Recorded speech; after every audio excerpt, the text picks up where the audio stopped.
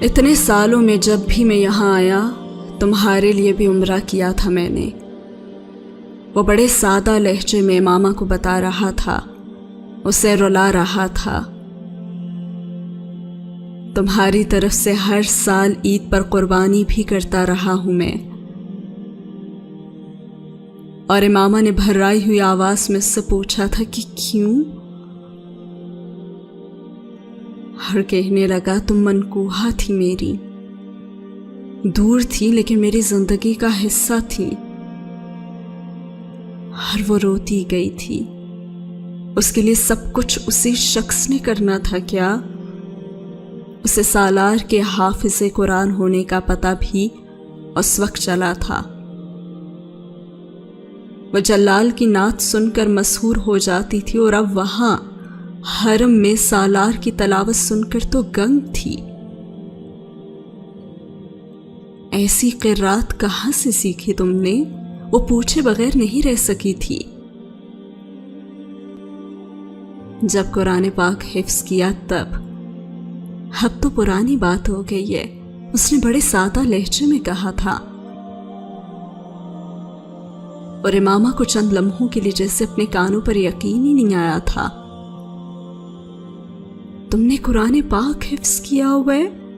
لیکن ڈاکٹر صاحب نے کبھی نہیں بتایا، وہ شوق تھی۔ اور تم نے بھی کبھی نہیں بتایا اتنے مہینوں میں؟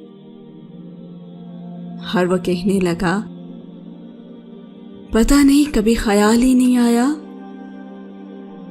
ڈاکٹر صاحب کے پاس آنے والے زیادہ تر لوگ حفاظ ہی ہیں، میرا حافظ قرآن ہونا ان کے لیے انوکھی بات نہیں ہوگی۔ اور تم اتنا حیران کیوں ہو رہی ہو؟ اور آنسوں کا ایک ریلا آیا تھا امامہ کی آنکھوں میں۔ جلال کو پیڈسٹل پر بٹھائے رکھنے کی ایک وجہ اس کا حافظ قرآن ہونا بھی تو تھا، اور آج وہ جس کی بیوی تھی حافظ قرآن تو وہ بھی تھا۔ بہت سی نعمتیں پتہ نہیں اللہ کس نیکی کے عوض عطا کرتا ہے، سمجھ میں ہی نہیں آتا۔ وہ دلوں میں کیسے رہتا ہے؟ وہ سنتی آئی تھی کہ وہ دلوں کو کیسے بوجھ لیتا ہے، اب وہ دیکھ رہی تھی۔ بس سب کچھ کن تھا اللہ کے لیے، بس ایسے اتنا ہی سہل آسان، پلک جھپکنے سے پہلے، سانس آنے سے پہلے۔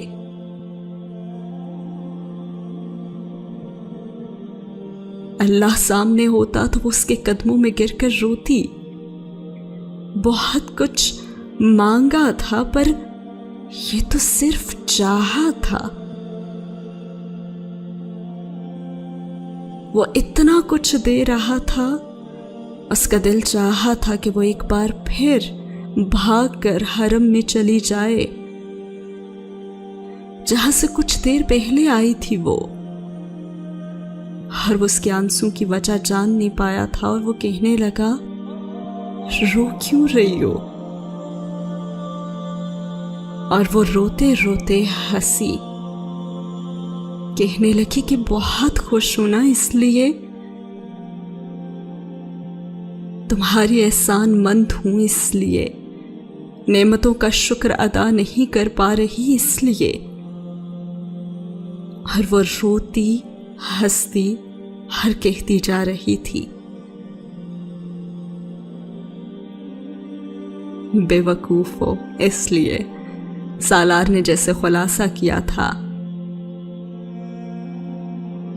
ہاں وہ بھی یوں امامہ نے کہا تھا۔